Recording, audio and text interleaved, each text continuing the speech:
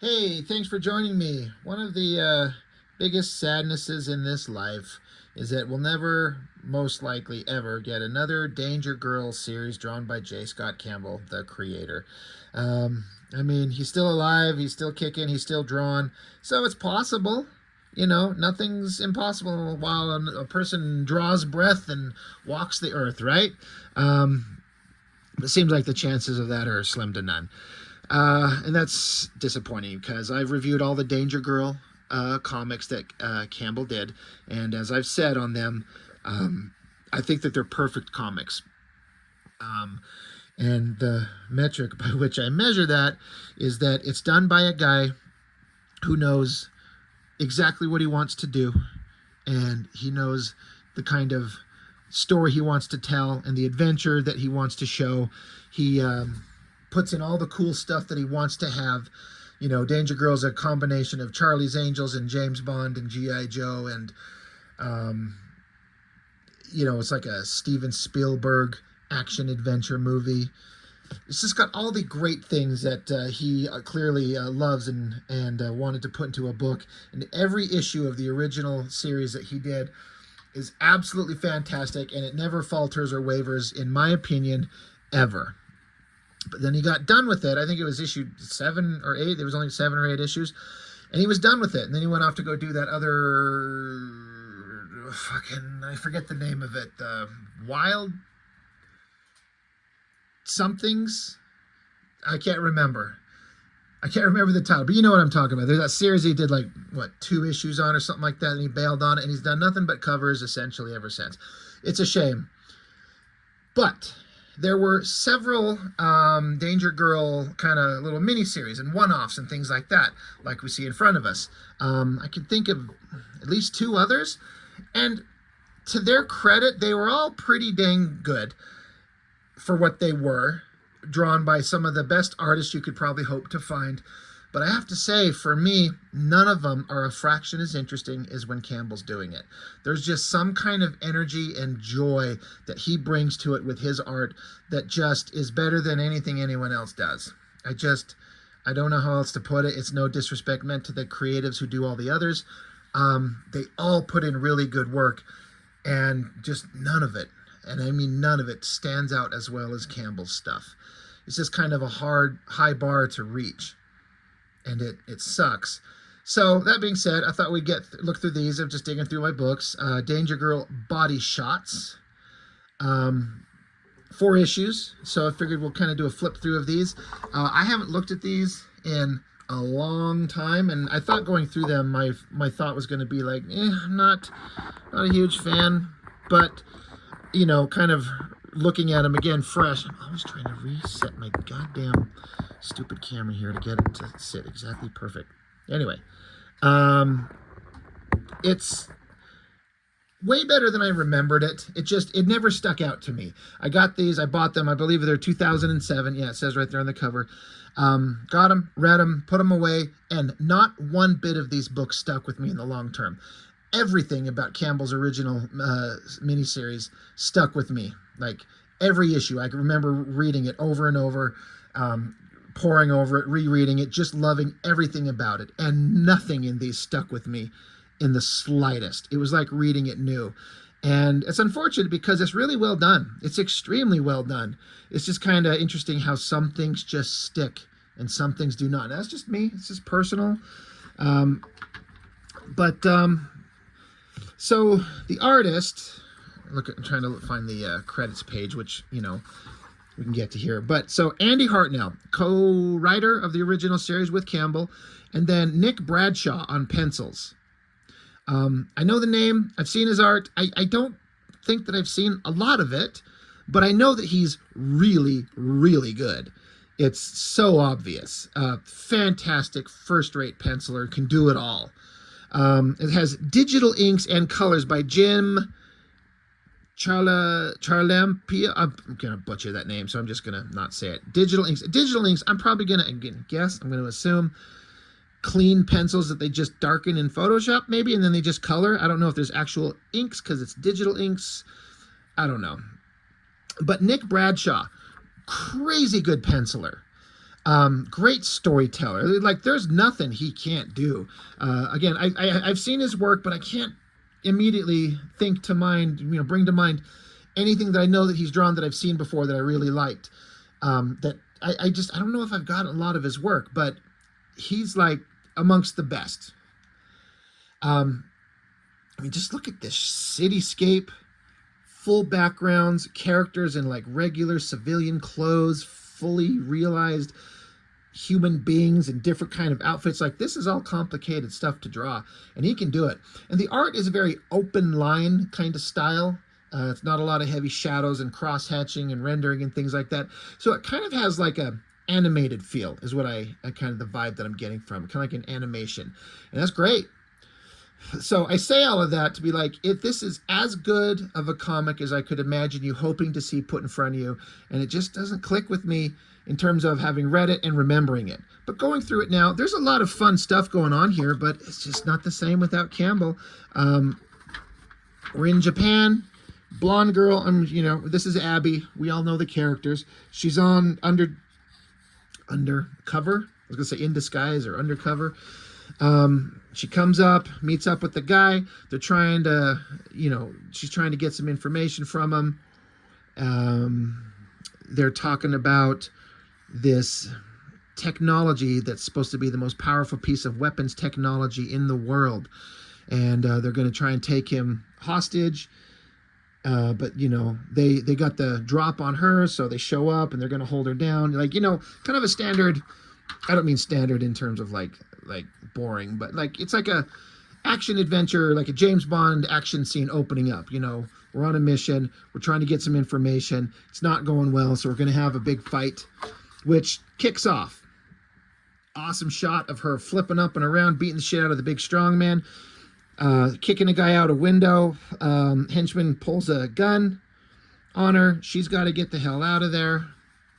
So she jumps on him, dives out, and then some other henchmen show up, and they, I think they string up some lines to fall so they can stop their fall. They're falling down. Somehow, Abby, I kind of got lost a little bit in here of where the hell she got a parachute from. I'm not sure I understand, or if I'm just missing it, because she certainly doesn't have one on her. Anyway, that's a great shot. Look at the angle on that, and then the coloring. It's dynamic. It looks kind of like a really high-end anime, right? Really neat. So she's getting away from the bad guys, trying to save this guy because he's got information they need, but they don't want him to get shot and killed, so she's trying to save him. She parachutes down into the water. There's the boat. There's Sydney, the other danger girl. They drop onto the boat, and they're like, all right, we've got you, so you're going to give us the information we want. He's like, you might as well kill me, because once they find out, they're going to shoot me anyway. And then we see through a scope, pow, he gets shot through the heart and dead. So the danger girls have to drop down in the boat. They're like, holy shit, there's a sniper somewhere. This is dangerous. And then like somebody was watching them all along. And then we cut to this shot of like the giant like Ferris wheel thing in the background here.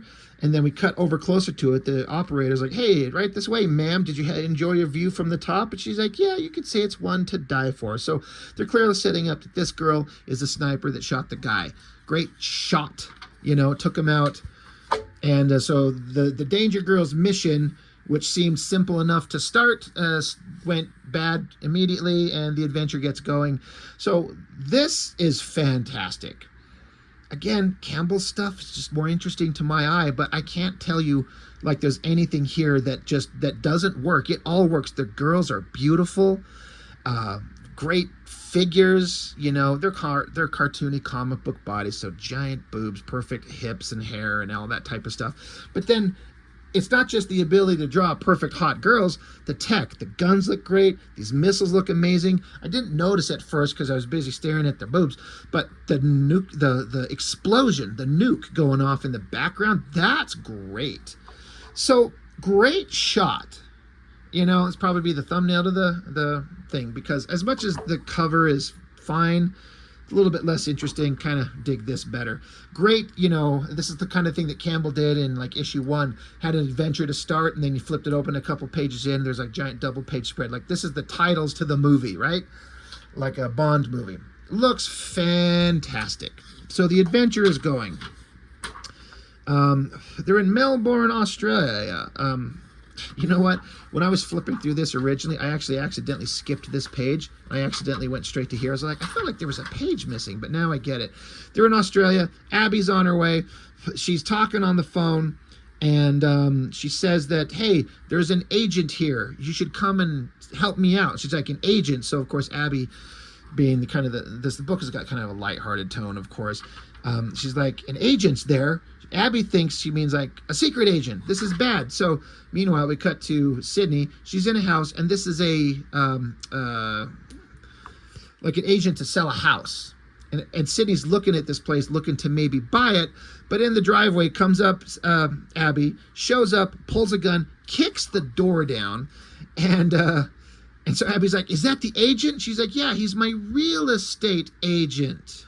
She's like, "Oh my God, I'm so sorry. I kicked the door down. I'm sorry. Forgive me."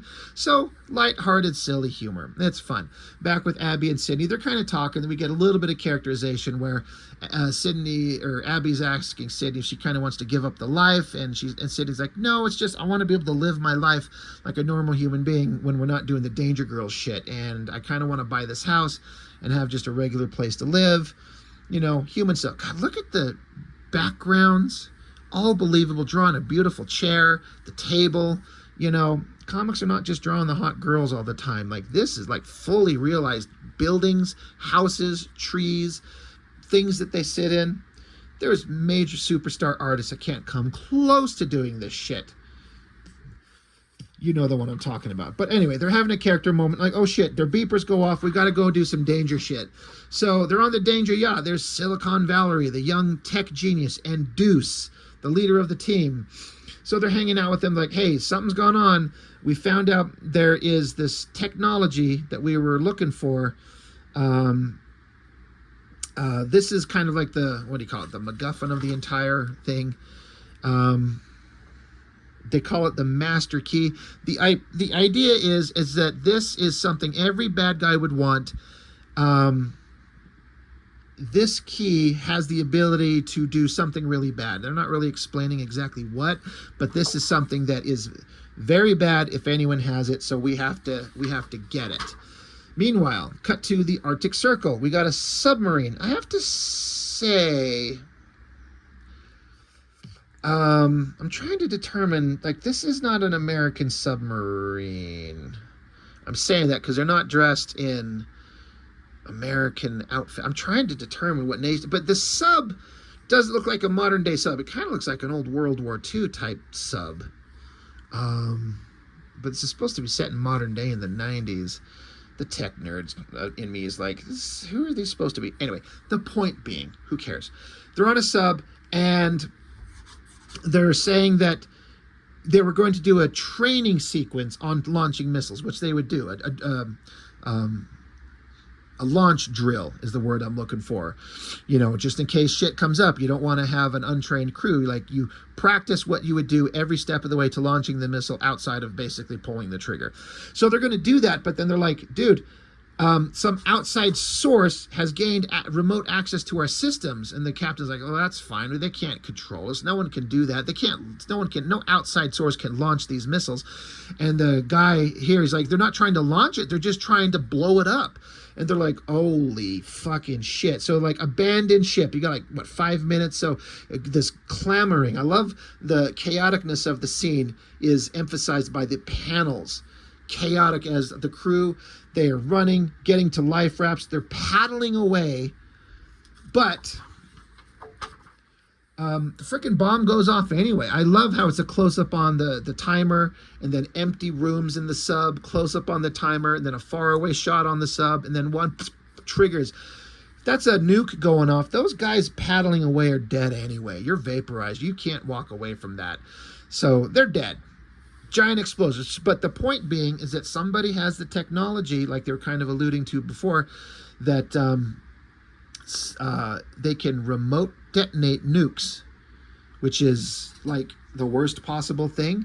So everything's kind of, this is dangerous. They're sending the Danger Girls out on a helicopter. They're going to go, you know, start investigating. We got to figure out what the hell's going on. So then we cut to Madagascar, and this is set up to be kind of the group of people who have this technology. These are the bad guys. But while they're hanging out in the jungle, some of their henchmen get shot in the head, and then we get an agent shows up.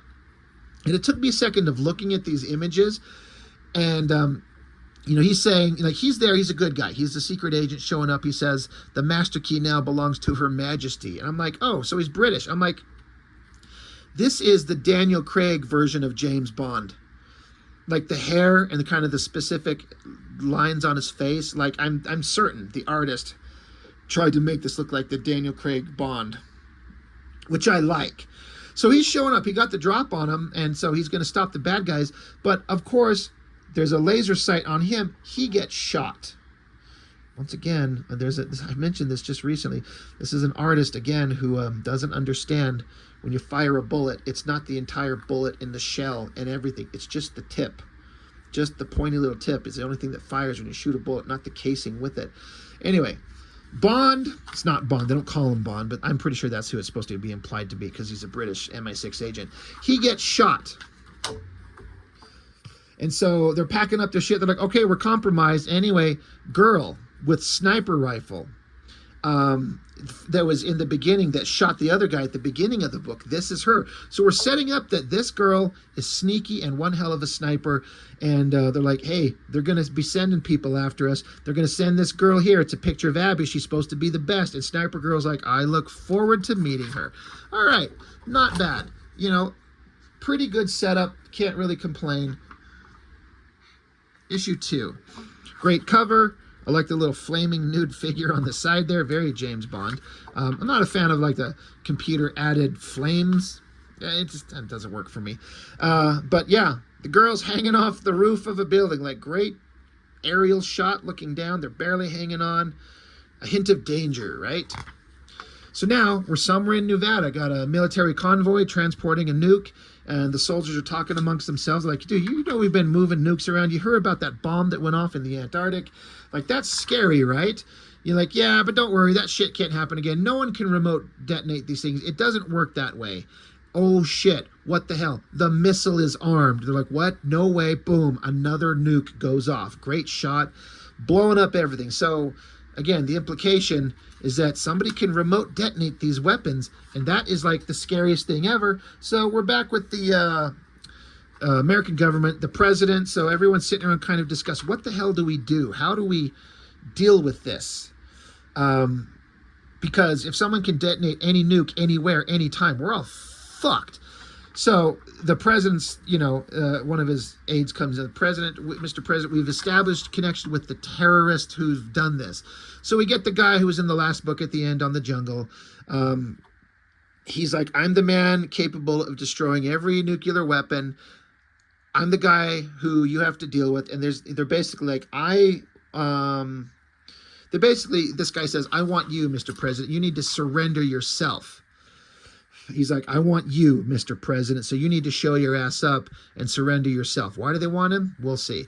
Back in Madagascar, some guy is digging through some trucks and some crates, and somebody gets the drop on him, gun to the head.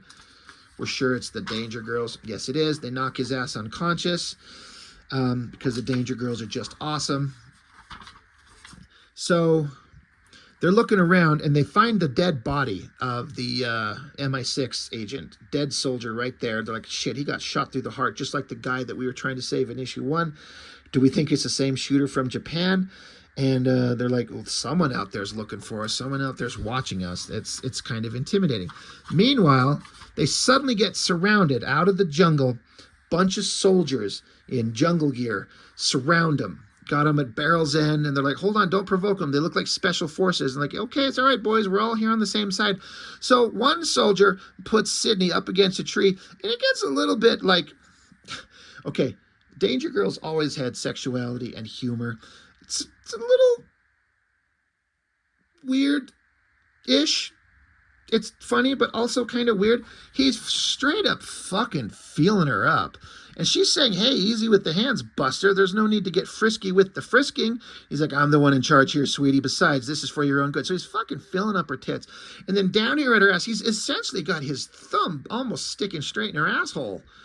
I was like, that's I mean, good Lord. I mean, that is the move. If you're lucky enough to be with the girl and you're getting her from behind, hitting them back shots and a little thumb, that's the way you do it, fellas, right? But I was like, holy shit.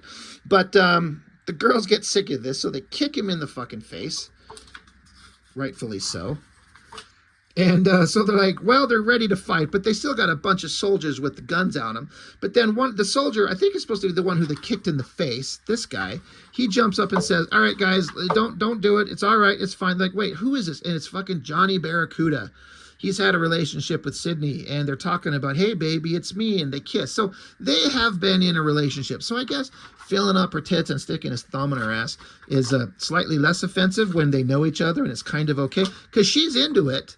It's just when she didn't know who it was, it's just weird. Anyway, she's like, why haven't you called? You still mad at me? He's like, I'm mad at you? I thought you were avoiding me. And she's like, no, it's just I've had a very busy life, blah, blah, blah, blah, blah. She's like, I just bought a house. And he's like, oh my gosh, when can I sleep over? So they're getting the romance on, talking about the next time they're going to fuck. So yeah, these guys are in a relationship. Abby's like, dude, are you fucking done? We got some important shit to do, please. So there's a funny little scene where, because Abby's like, because Sydney asked her, is there something wrong? And Abby's like, is there something wrong?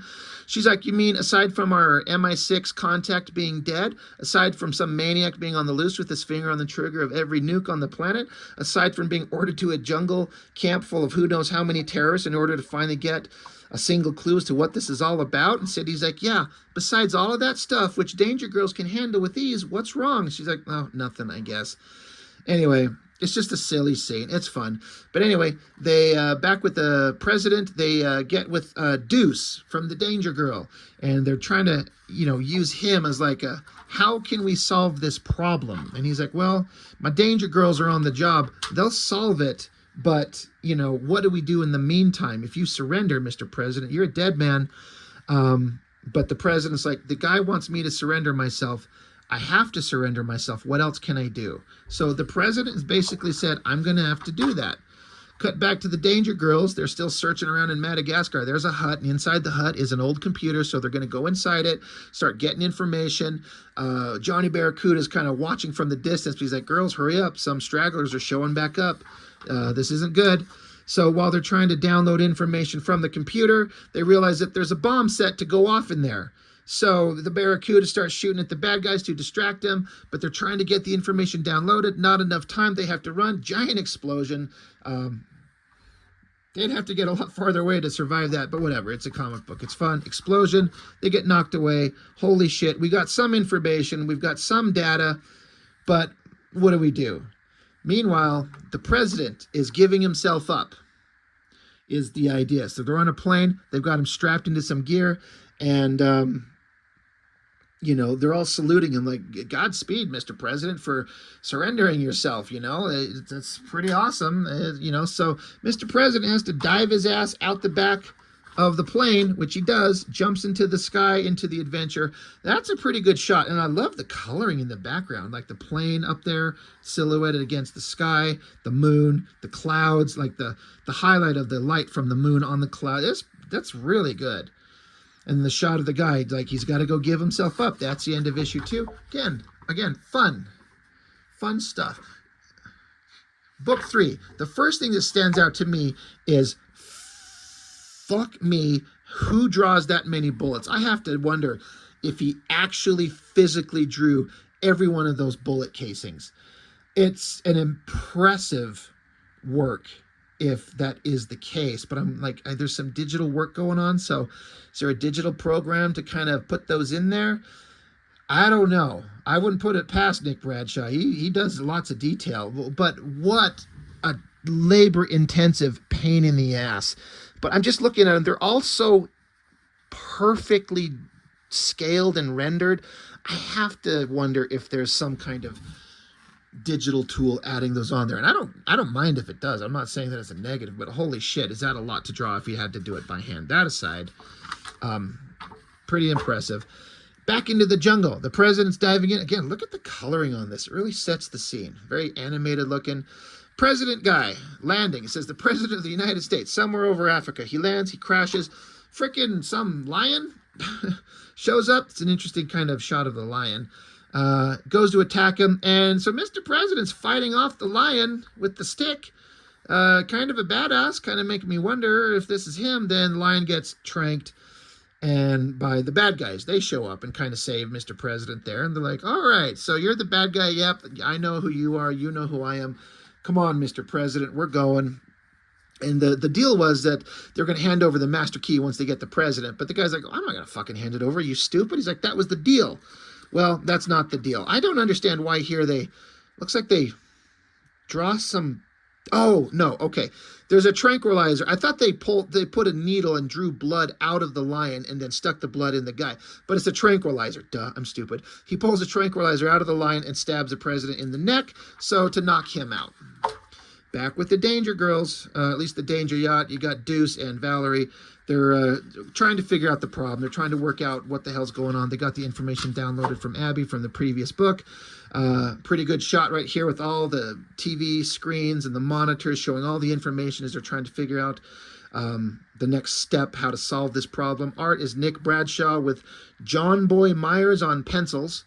So, you know, it's a pretty labor-intensive book. You probably had to get some assistance.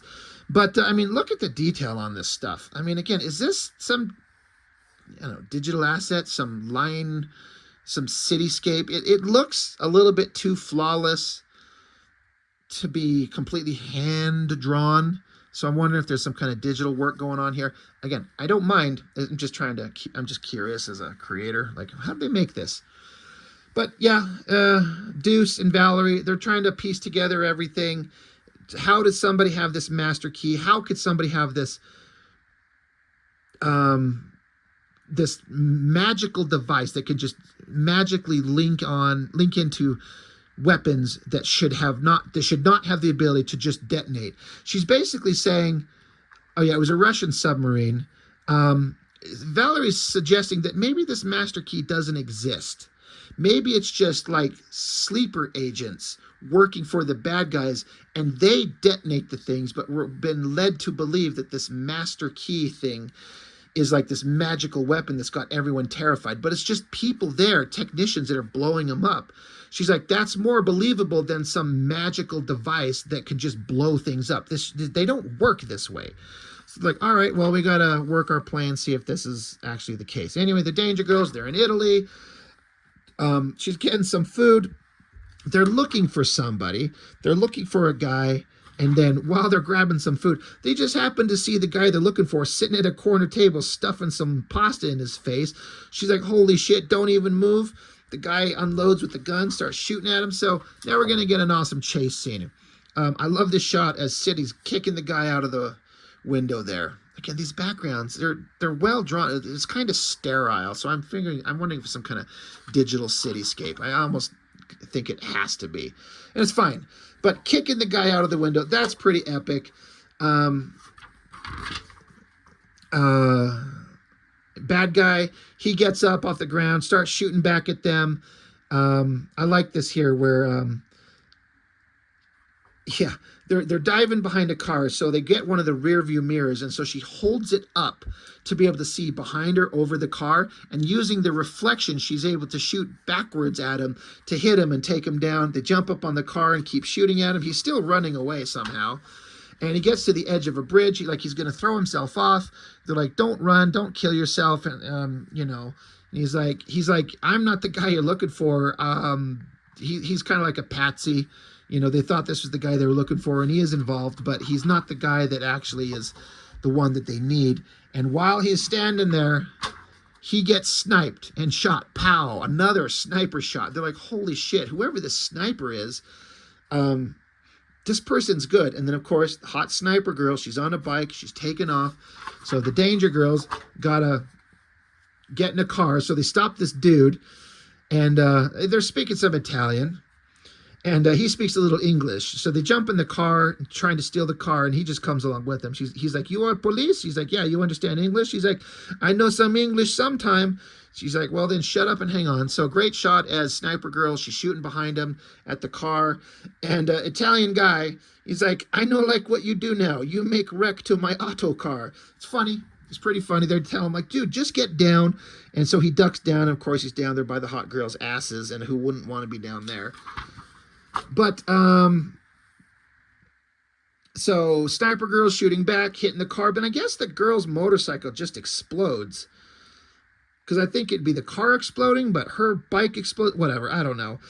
Um, or they crashed into something. Either way, now they're on foot. They got to chase the girl down. They catch up with her. They stop her, and I guess it's basically revealed that this girl's not trying, not necessarily against them.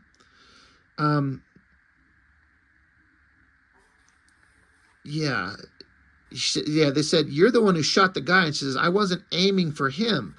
And they're like, well, thanks for being a lousy shot. And she says, it only happens once, my dear. Who was he? So she's trying to find out who the guy is, I guess. But then a bunch of soldiers show up, take him into custody. Back at the danger yacht, and we have a general who's part of the American government that was there with the president. They're like, dude, the president got taken. We don't have the device. This is all, like, the whole plan is falling apart. The bad guys are winning. This sucks. The president is trapped. They're beating the shit out of him. He's taking it. He's doing pretty good. But then the president starts cackling and laughing. And so they're like, all right, Mr. President, you're kind of tough. So they get one of their little henchmen out with like a little saw thing. They're going to start cutting him up. But Mr. President guy uses the saw and, holds his hands up to get his hands cut free, kicks the little guy in the face, stands up, looking epic, like, wait, what the hell's going on, Mr. President? So Mr. President beats the shit out of some more soldiers, and then a few moments pass, he's dropped a mask, and it's fucking Secret Agent Zero. It was never the president that went on this mission in the first place. Again, a character established in the Danger Girl comic. He's like basically Snake Eyes, but talks. But Secret Agent Zero, that's a great shot. I love that angle. It is all so well drawn. So Secret Agent Zero is on the case. All right, we're excited. Issue 4. Let's wrap this up. Great shot because, yeah, the Danger Girls got caught by the bad guy. And so now there's this great background. Like, look at all this tech detail. Soldiers, Sniper Girl, and then there's this giant jar that the Danger Girls are in, and it's being filled with water. It's like, you better tell us what we want to know, or you're going to drown. And so, that's the ticking time bomb element. I love the artwork is really showing how they're trapped in water. God, I gotta get this damn thing positioned right so we can see the whole book in frame. Sorry, I'm such a terrible YouTuber. The girls are going to get drowned. They're trying to get information, but, it's not going to go over well. You girls are going to drown in the giant jar. But one of the soldiers shows up. He's like, the men who are interrogating the president are dead. And the guy's like, well, what about the president? And they're like, the president's gone. The only thing left behind was this mask. Obviously, Secret Agent Zero dropped the mask. So bad guy's like, you were responsible for guarding the president. How could you have let this happen? So generic soldier guy says, I didn't just let it happen. I made it happen. So he grabs the gun from the guy, twists the weapon around, and starts taking out bad guys from all around. And it's freaking Secret Agent Zero. He was in disguise again. So he's taking out all the bad guys, telling the girls he's going to get them out of there. But while he's distracted, he gets smacked upside the head. So Agent Zero's got his hands up against the glass, and we see that in the palm of his hand is a small little detonator device that's counting down. And so he put that on the glass intentionally to blow it up, to shatter the glass, to free the girls. All great action-adventure James Bond stuff. The water's flowing out come the girls. Really good stuff. So the girls are picking themselves up. Everyone's knocked out. The guy who we thought was the main villain, he's got a giant piece of glass in his chest, so they think he's dead. Sniper Girl's still alive. So they're like, well, what do we do now? If main villain guy is dead, how do we use him to find out the end game to this whole adventure? And Secret Agent Zero's like, all we need is his face, because that's his whole shtick. Back at the White House, the government's trying to figure out how the hell we're going to deal with this because they still think that there's people out there controlling nuclear weapons. This general, what was his name? This general guy, he's got kind of a plot point that's kind of getting worked into the story that we'll see. It's a little bit obvious by the time we get there. But the Danger Girls are showing back up. Secret Agent Zero is putting on the face of the bad guy so he can infiltrate and be a sneak, which he does. Gets into, are they going to the White House? But yeah, he sneaks in. He looks like he's supposed to be the bad guy.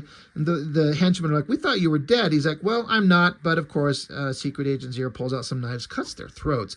Pretty brutal. We find the brainy douchebag who is at the beginning of the story, who in theory, this is the guy who set up the master key. This is the guy who can detonate nukes everywhere. So Zero's got him with the knife at him. He's like, you need to tell me what the hell is going on. What is the secret? How are you able to do this? And brainy scientist guy, he's reaching for a pot of coffee right there. Smacks him upside the head, and so it starts melting the mask off it to reveal that it's Agent Zero under there. And the guy's like, you're not the villain. You're not Franco. He's like, yeah, Franco's dead. But got the knife at his eye. He's like, tell me what I want to know or else. So we're getting towards the end. Back at the Danger Yacht, the American government guys are showing up because they're pissed off that Deuce and his team haven't solved the problem. So they're going to infiltrate him. They show up and got their guns drawn on Deuce. And Deuce basically explains, like, basically, this general guy who's been involved in the situation from day one, he's the one who's basically set all of this up. They basically explained that the master key doesn't exist, and he had sleeper agents setting off the bomb. So the secret technology of the master key, which was scary and horrible, that it could detonate any nuke anywhere on the world, is so unbelievable. Well, yeah, it actually doesn't exist. This guy just had sleeper agents to make the situation seem like that's what was going on, and they've figured it out. And but now the Danger Girls are working with Sniper Girl, so she takes a shot because everyone, I guess they decided we needed to work together, take out the general guy, and so she snipes him, so he's out, and so now the Danger Girls are not trusting her, like, all right, hand over the rifle. So, of course, now the girls are going to have to fight. One of them sets off a smoke bomb, so they're fighting in the smoke, and Sydney accidentally decks Abby, and Sniper Girl has disappeared. Meanwhile, agents show up to, into the room where Deuce was, and they are going to take him prisoner. They're like, hey, because they're like, well, where's the president? You said you'd hide him. You said you'd help solve this problem, but now we don't even know where the president is because these are the American soldiers. And the president shows up. He's like, I'm right here. This is all part of a scheme for us to, keep me safe and send a secret agent in and expose everything, and it worked. Good job, Danger Crew. We're awesome. But while they're screwing around, they open up a case, and inside this case that the bad guy had set up, there's a little miniature nuke inside there. Like, it's a nuclear bomb, and they don't know what they're going to do. The timer's got down to like 28 seconds. They're like, well, get it in the helicopter and fly it out of here. They're like, there's no time. This is like the last ditch effort for the bad guys to win. They're going to just vaporize everyone off the face of the planet right here. There's a nuke set to go off in 28 seconds. What are they going to do? They're panicking, and of course, brilliant Silicon Valerie, she shows up, gets her little key ring off the side of her belt, and just like a key fob to your car, just boop, clicks, turns it off. Like, did you just shut the bomb off with that? She's like, I sure did. All that information you downloaded to me, I was able to backtrack and reverse engineer the technology, and I was set up a device to shut off the bomb. That's some bullshit technology, but it's fine. It's funny. So, adventure's over. Everything's saved. A little bit of humor. Silicon Valley is showing how she's going to be an awesome Danger Girl soon enough. Back in Melbourne, back at Sydney's house. Abby's helping her move in. And they're just having a little a scene of reminiscence of like the outfit she used to wear and the hat from Major Maxim from the original series. There's a knock at the door, and it's the Barracuda. And he was asking her earlier when they ran into each other. She's like, I bought a house. He's like, when can I show up for the sleepover? So you know, he's like, I'm here for the big sleepover. So the fucking slutty danger girls start rubbing up against each other. And she's like, I don't know, Abby. You think he can handle double duty? Good Lord. So the Barracuda says, whatever you two have in mind, I can handle it. I mean, look at the naughtiness going on. It's pretty hot. But of course, they just put his ass to work lugging boxes around while they're getting the house set up, and they go off and have some drinks for themselves, and the end. Story's over, right? Doesn't say the end, but it is. So lighthearted, fun kind of ending, you know, on a goofy note. So all in all, like, it's about as good as a comic as you can get for the kind of story that it is. The James Bond, Charlie's Angel, G.I. Joe, action adventure. It's pretty dang fantastic, but like I was saying before, it just is not as interesting to me as when Campbell does it. It's perfectly made and not as good, but that's just my personal opinion. That's my personal taste.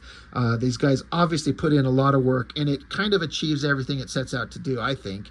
It works really well, and it's fun, and the artwork's pretty fantastic. It's just, I'm not as interested if it's not Campbell, and it's kind of unfortunate, but it's awesome. It's pretty good. So Danger Girl, Body Shots, you know, good stuff. So I don't know. Have you guys read this? Did you like it? What do you think about it? What do you think about the art? What do you think about the story? What should happen with Danger Girl now? It's a property that has a lot of potential, but you got to have the right person who knows exactly what they're doing to make it work. And I don't know. I don't know if anyone can do it but Campbell. I'd watch a movie, put Sydney Sweeney in the role of Abby. Good Lord. Instant $1 billion hit. Anyway, Danger Girl, Body Shots. That's all I got for this one. Thank you for watching. I really appreciate it. I'll see you next time.